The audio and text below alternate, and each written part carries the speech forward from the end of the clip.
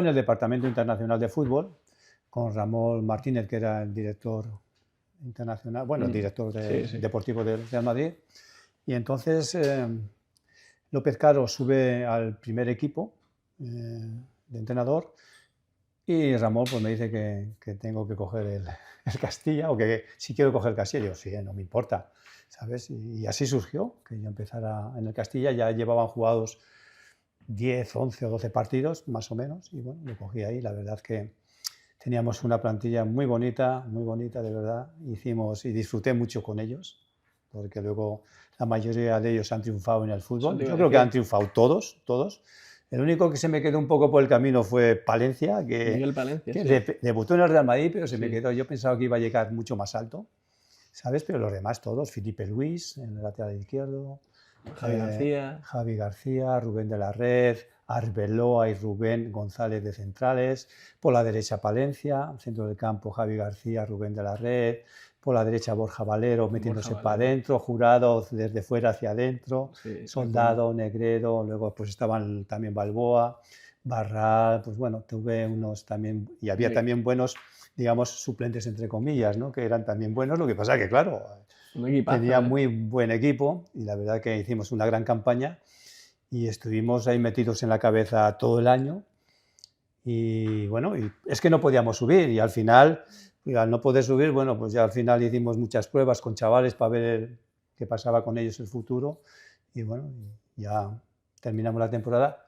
perdiendo los últimos 4 partidos y aún así quedamos los 9º. Pero la verdad es que jugaba el equipo muy bien al fútbol. Yo creo que es la generación, la mejor generación que ha habido después de la de Emilio Butragueño, ¿no? De la Quinta al Buitre. Yo creo que esa fue la que más marcó, pero después esta que yo te digo, de los de Arbeloa y Soldado, Negredo, yo creo que para mí es de las más, o la segunda mejor que hemos podido tener. Sí, además de repente cuando vino Capero hubo 5 que subieron al primer equipo, porque estaban preparados, ¿no?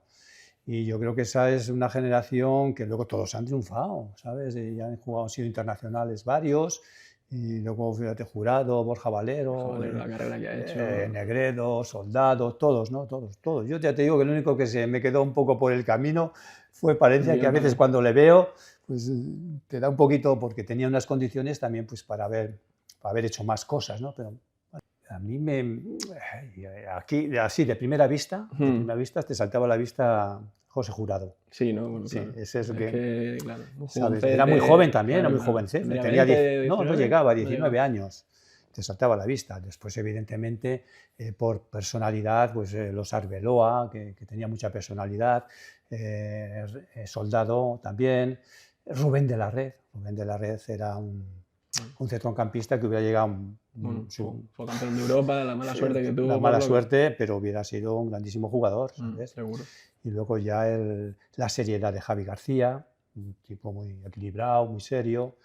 Y luego Borja Valero, que era también diferente, también te buscaba las cosquillas, sabía interpretar muy bien el juego de fuera hacia adentro para crear superioridades, igual que José Jurado, ¿no?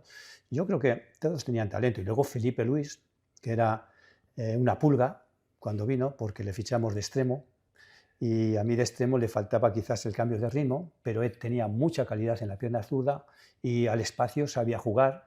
Entonces le retrasamos y le puse el lateral izquierdo, cosa que siempre me agradeció. Cuando me veía, mister, le debo de agradecer que me pusiera de lateral izquierdo. Y cuando lo empezaste a poner de lateral izquierdo, ¿no se te rebrincaba un poco y te decía...? No, que va, lo aceptó perfectamente. Además también porque en la dinámica del juego entraba y desequilibraba, porque jugaba en la misma banda que Jurado, que José. Claro. José me daba desequilibrio por dentro. Claro, le permitía él subir la banda, y ahí él, con esa pierna zurda que tiene tan bonita y que veía bien el fútbol, pues se lucía, ¿sabes? Pues sobre todo con mucha creencia en sí mismo, mucha personalidad y mucho carácter, ¿sabes? Muy así, con mucha autoridad saliendo con balón. Muchas veces yo le decía de cachondeo, a veces te voy a poner una alfombra roja de esa que ponen a los presidentes que bajan del avión, porque sales con tanta autoridad que hay que ponerte una alfombra roja. Sí, ¿no?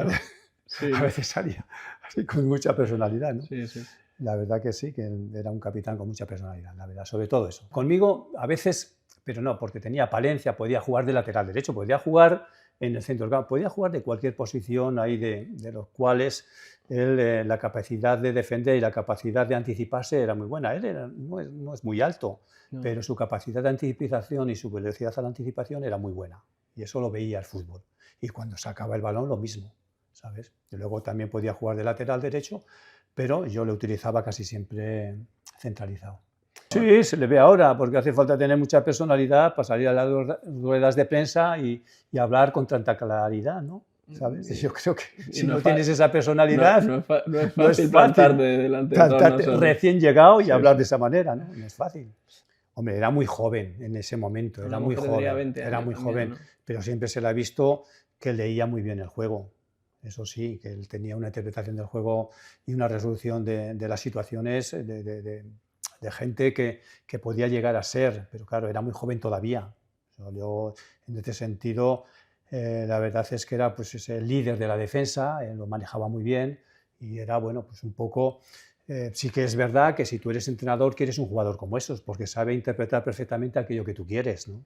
Luego él, claro, luego él ha ido absorbiendo todo lo que ha vivido en su vivencia como futbolista y lo ha transformado en el entrenador que es.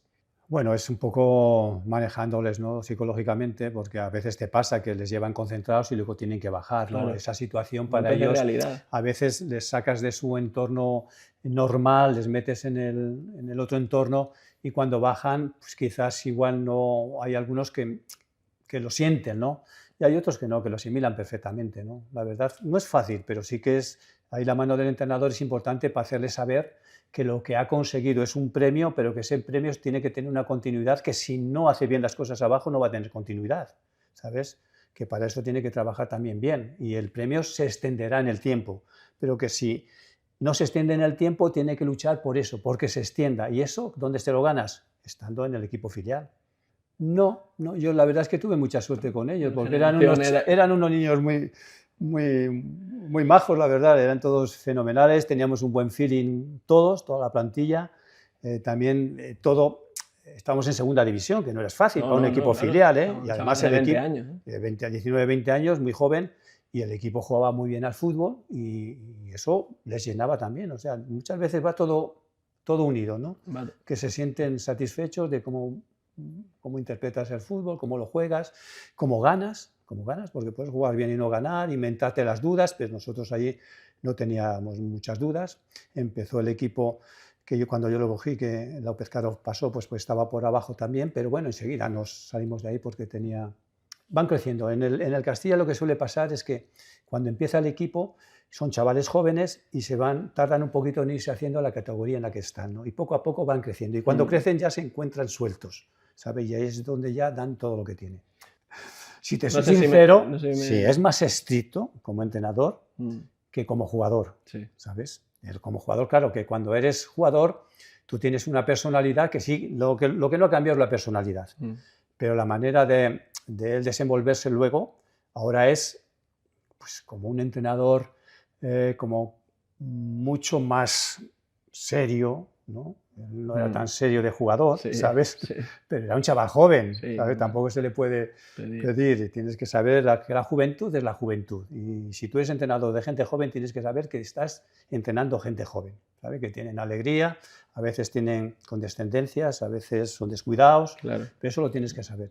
Claro. Pero sí que es verdad que ahora se ha convertido en un entrenador, pues eso, serio, un entrenador concienciado de lo que es un entrenador, y está asimilando y asimila muy bien el rol de entrenador. No hay más. En el fútbol o eres un tipo que físicamente es un fenómeno y para ganarte tu posición tienes que correr más que nadie, si no tienes esa calidad, o si tienes esta calidad que marca las diferencias, pues también puedes jugar, ¿no? En ese sentido, bueno, en el Madrid evidentemente vas a tratar un elenco de jugadores con muchísima calidad, y a veces tú puedes querer inculcar una idea que a ti te gustaría, pero que igual a veces no puedes. Lo que tienes que tener muy claro hasta dónde puedes llegar con eso que tienes. Claro. ¿Sabes? Claro. ¿Puedo yo, en los patrones del juego que quiero, puedo yo inculcar una presión alta? ¿Puedo inculcar yo un robo de balón enseguida tras la pérdida de balón, puedo inculcar yo o un bloque bajo, un bloque medio, qué es lo que más que me conviene para la manera o para las características de mis jugadores. Eso es lo que tú tienes que descifrar como entrenador, ¿no? Y lo que me imagino que Álvaro estará ahora mismo pensando también, ¿no? Qué es lo mejor que puede hacer para que el equipo gane, porque aquí no se trata nada más que de ganar. Totalmente, eso es lo que borra cualquier otro. Tú gana y gana, ya sea con que Mbappé te marque 2 o 3 goles todos los días, o gana con que el equipo responda colectivamente para ganar. De las dos formas que tú tienes. Yo cuando doy conferencias, en mis charlas, siempre los entrenamientos míos que reflejan aquello que yo estoy hablando están todos grabados con el dron, porque es una perspectiva muy buena para ver el desarrollo de lo que tú estás haciendo y para que la gente lo comprenda, la verdad. Es bueno para que tu jugador, aquellos que están entrenando, vean lo que se ha hecho para ti, para ver si se ha hecho aquello que tú has querido que se haga, y para el jugador, para ver si ha hecho bien las cosas también. ¿Sabe? No solamente para el entrenador, para decir, mira qué bonito, ¿no? Sino que el jugador también se vea reflejado, que si el ejercicio que estamos haciendo ha tenido su reflejo en el campo o no ha tenido. Y además les viene bien pues, para modificar ideas, para modificar si es la mejor solución que tenía que haber tomado en aquel momento, que él vea, ¿no?, la situación, porque desde arriba, desde la panorámica, se ve todo perfectamente. Yo, por ejemplo, tenía todo el campo rodeado de cámaras, pero eran cámaras panorámicas, que a veces el ojo de pez te distorsiona mucho, te lo envuelve, pero el dron no, el dron te clava de aquí, va para acá. Además, si el analista tuyo es bueno, también sabe lo que vas a hacer. Mi analista sabe los entrenamientos que yo voy a hacer y se lo explicas para que sepa lo que queremos, ¿no? Para que no se me vaya a sitios donde no me interesa que vaya, ¿sabes? Sí. Y eso también, bueno, pues también está bien coordinado.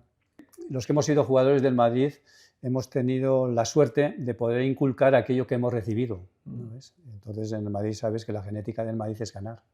La genética del Madrid es ganar y ganar y ganar, no tiene más, ¿sabes? Muchas veces dices, bueno, pues hay que seguir este modelo para ganar, muy bien, pero sobre todo ganar, aunque no sigas el modelo.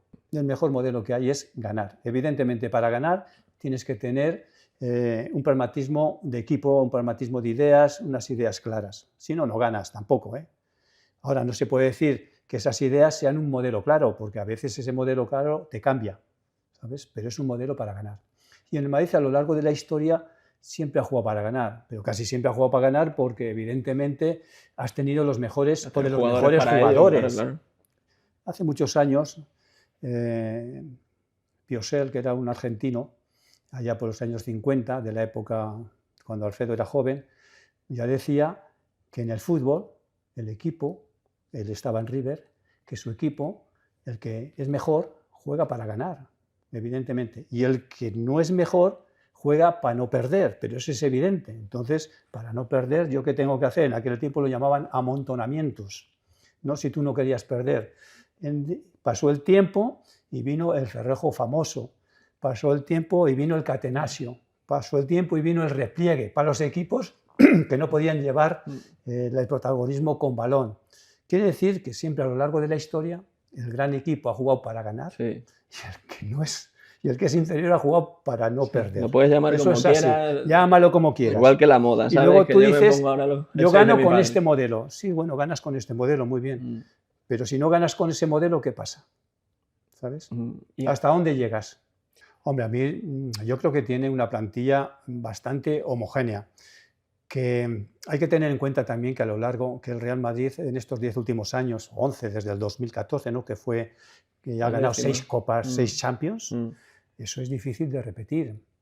En eso ganar 6 Champions es dificilísimo, pero has pillado un periodo donde has tenido jugadores que han marcado un hito.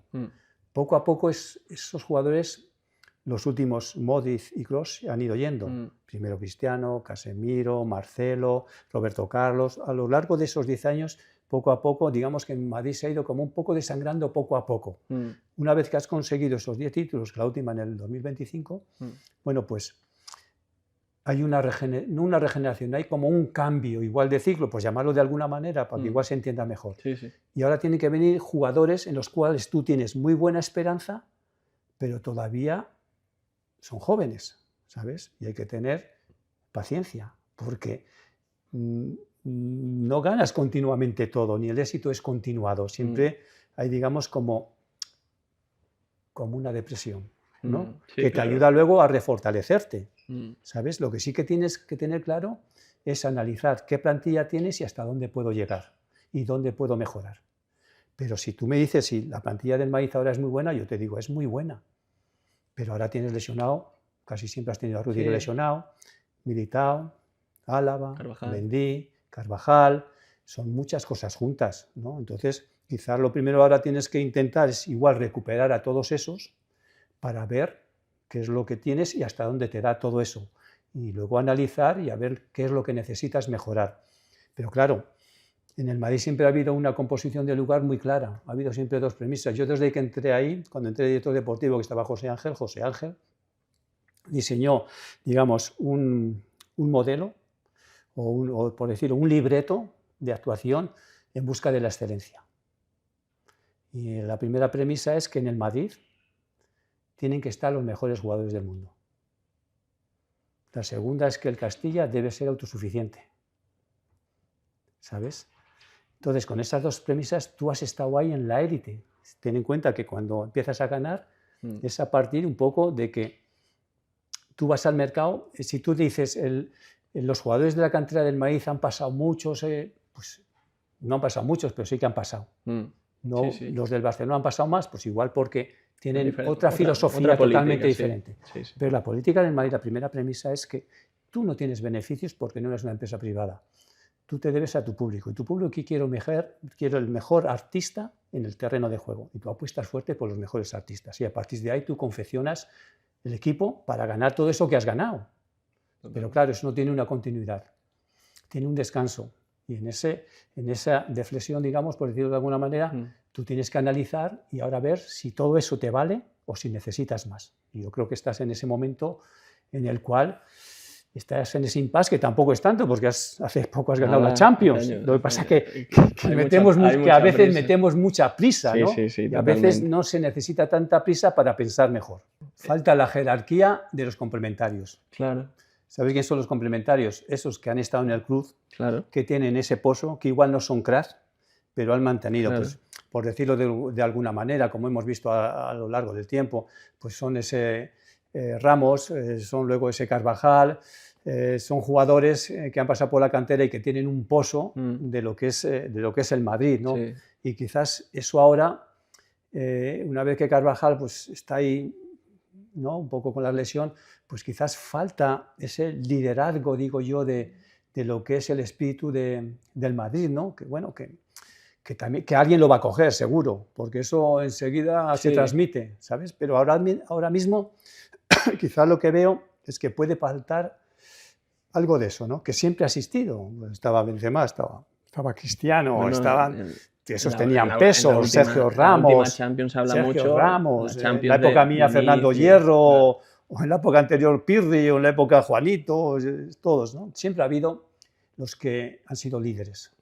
Quizás ahora no está muy identificado eso, no se le nota, ¿no? Sí. Y también puede perjudicar un poco todo eso digamos, al espíritu del equipo en determinados momentos, en determinados momentos. Yo creo que... Pero bueno, es cuestión de tiempo y de paciencia, lo que hemos hablado. Un poco también. Tienes que saber lo que te falta o lo que quieres y tener tiempo. Y todo va acompañado de todo. El físico va acompañado de la técnica, de la táctica. La mentalidad tiene que acompañar a todas. Evidentemente, en una dinámica positiva, todos los jugadores parece que son unos fenómenos. Y en una dinámica negativa, parece que todos los jugadores son peor de lo que son realmente. Que cuando no estás en la dinámica buena, ese jugador... para la gente parece que es peor de lo que es y no, tú sabes, un jugador es como es, eso está claro, es bueno, es malo o es regular, eso no va a cambiar. Lo que puede cambiar es que el escenario en el cual va a desarrollar su juego sea favorable o no favorable, y eso le puede, a jugadores sin mucha personalidad les puede influir, ¿no? Entonces hay que tener mucho cuidado con los jugadores jóvenes, porque esos escenarios en dinámica negativa pueden no ser favorables a su evolución. Y yo creo que a veces pasa, y en el Madrid está pasando en algún jugador, ¿no? Tú has hablado de Huijsen, que llegó con mucha expectativa y que llegó con mucha presencia, y sin embargo... Muy Arbeloa sacando el balón. Muy Arbeloa sacando el balón, es verdad, es así. O Fernando Hierro, que tocaba también con mucha autoridad, ¿no? O siempre los que han jugado desde atrás, o Sergio Ramos, por ser más actuales, sí, ¿no? más contemporáneos. Y pasa eso, y cuando las dinámicas son negativas, pues parece que Huijsen es un jugador vulgar. No, mentira, Huijsen es un buen futbolista que ahora mismo no está en el escenario idóneo igual para él, pero eso llegará. Para que los chavales jóvenes puedan expresar todo lo que tienen dentro, todo su talento, necesitas un caldo de cultivo bueno. Si no, porque ningún chaval joven de la cantera por de sí, a no ser que sea un fenómeno, que eso que salga de 20 años, no te va a cambiar el panorama, no te lo va a cambiar, porque cuando no está en esa dinámica positiva, es más fácil que la manzana se pudra cuando tienes manzanas podridas al lado, que esa manzana que está buena haga buena a los demás. ¿Me entiendes lo que te digo? Es una comparación un poco. Sí, sí. O sea, tienes que buscar la dinámica positiva y entonces es más fácil que ese chaval joven crezca ahí. Eso es así. Hombre, como ellos eran así, con tanto desparpajo, el soldado, pues yo, como eran un poco los líderes, pues me gustaba llevármeles a jugar al pádel. ¿Sabes? Íbamos, o mi preparador físico y yo, echamos partidas con ellos, un poco para, pues eso, aunque la diferencia de edad, ellos son jóvenes, nosotros ya teníamos experiencia, ya teníamos pues, el doble de edad que ellos, pero bueno, era una manera de darles confianza, ¿no? Y yo creo que nos vino muy bien. Para que se expresaran un poco mejor. ¿Quién ganaba? Nos ganaban ellos. Sí.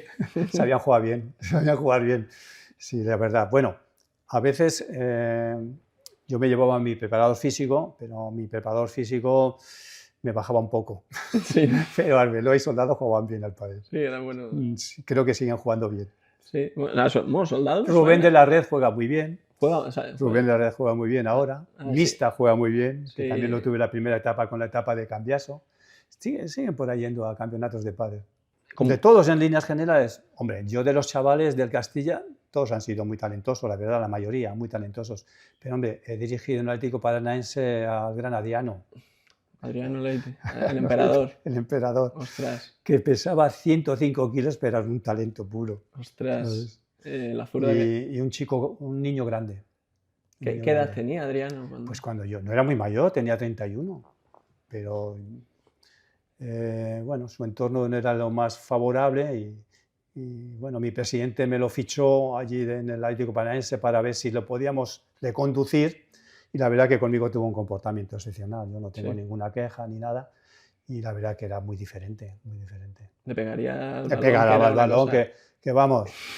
Él tenía dificultades con 105 kilos para desenvolverse en los campos grandes, pero cuando jugábamos los partidos reducidos de un doble área o eso, era un fenómeno. Una máquina, ¿no?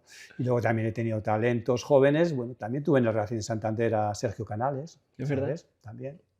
Tuve a Garay en el Racing de Santander, creo que ficharon por el Madrid, también un central de muy buen pie. Tuve a otros que ahora son muy buenos entrenadores, grandes entrenadores, como Leo Scaloni, en el Racing Santander. Ese sí que se veía que iba a ser entrenador. Sí. Y a otra que también veía que iba a ser entrenador era a Regragui, el de Marruecos. Ah, sí. También lo tuve en el Racing de Santander. Y Regragui, que tuvo una lesión grave de tobillo, no le pudo el Racing hacer ficha porque estaba lesionado, una lesión muy grave, y le renovó un año para ver si luego ya buscaba otro equipo. Ya estaba con 31 o 32 años y el Racing le dio un año más por haberse lesionado, ¿no? Sí. Y entrenaba conmigo todos los días, fenomenal, estaba más o menos, jugó algún amistoso conmigo hasta que se recuperaba y luego se marchó ya a Francia. Pero él me llegaba siempre y me decía por las mañanas: mister, ¿qué vamos a hacer hoy? Mister, ¿y esto por qué hacemos esto? Sí. Era un preguntón muy majo, ¿no? Sí, sí, sí. Al final yo escribí un libro de metodología, entrenamiento con balón, metodología y aplicación práctica. Le lo traje un día y digo: Regra, toma el libro, aquello que no entiendas me lo preguntas. Y mira, ahí está entrenando el tío y haciéndolo fenomenal. Era un tío muy majo también. Al final, Brahim, no sé qué le pasó por la cabeza, pero bueno. Sí, son de esas cosas que... Estaba todo diseñado para ser el héroe ahí. Quizás el penalti no era, Era bastante dudoso. Era bastante dudoso y no sé, igual se le pasó por la cabeza cualquier cosa. No sé. Sí, puede ser. Scaloni era entrenador ya. Sí. Sí, le pusieras donde le pusieras, siempre te daba resultado. Conmigo jugaba, vino del el Deportivo, jugó mucho en la banda derecha, de un 7 también metiéndose para adentro, ¿no? Luego también podía jugar de lateral derecho. Sí, y yo le puse de lateral derecho también, pero él era más extremo al principio, luego retrasó la posición. Regraue era lo mismo, era la misma posición los dos. Y a veces también le puse por medio, como un 6, por dentro en la base del centro del campo con otro de 2. Nosotros jugamos con 2. También me lo hacía muy bien, la verdad. Muy aplicado en todo, muy aplicado. Como es de entrenador. Sí, bueno, no le está yendo mal. He mantenido con él siempre muy buena relación. No le está yendo mal tampoco. Incluso cuando estuve en Argentina, yo estaba en Bolivia, cuando empecé con la selección le tocaba jugar contra Bolivia y me llamaba a ver qué protocolo tenía que seguir para jugar en la altura. Ah, bueno, claro. Y no se les ocurre nada más que un día decir que ganaron en Bolivia y jugaron muy bien, que el protocolo se lo había hecho yo. Me marearon todos los periodistas de Argentina. Pero, a ver dónde estaba la tecla esa. Digo, el que ha ganado es el equipo de los jugadores. Lo único que le dices es un poco el protocolo que podía seguir para desarrollar un partido en la altura. ¿Y qué? En la altura lo que tienes que hacer es jugar al pie, como decía Di Stéfano, cortita y al pie. Ir avanzando en continuas posesiones, no al espacio, porque el balón es un conejo que no le vas a pillar si no estás acostumbrado, porque tiene más velocidad de la normal. Y tienes que jugar más al pie, más al pie. Y cuando no lo tienes, pues tienes que saber que el balón te va a llegar antes de lo que tú esperas, porque el concepto propioceptivo te varía. Esa velocidad te va mucho más rápido el balón. Bueno. Pesa menos, va mucho más rápido. Y te baja rápidamente, hace una curva para arriba y enseguida cae. Entonces, todas esas cosas, yo digo, ven antes, prueba más que la respiración, que vas a tener dificultad. Eso no es dificultad si tú juegas rondos continuos, porque el que corra es el rival, pero prueba sobre todo las trayectorias que hace el balón para que el jugador se adapte a ellas. Porque si tú no has probado esas trayectorias, cuando empiece el partido, los primeros 20 minutos vas a llevar 2 goles en contra. Sí. Porque te van a meter centros al área y no vas a saber qué hacer con y vas a despejar y ya te ha pasado el balón. El otro lo sabe, ¿sabes? Claro. Bueno, son pequeñas cosas. Qué bueno, qué bueno. Pues... de efectos de altura.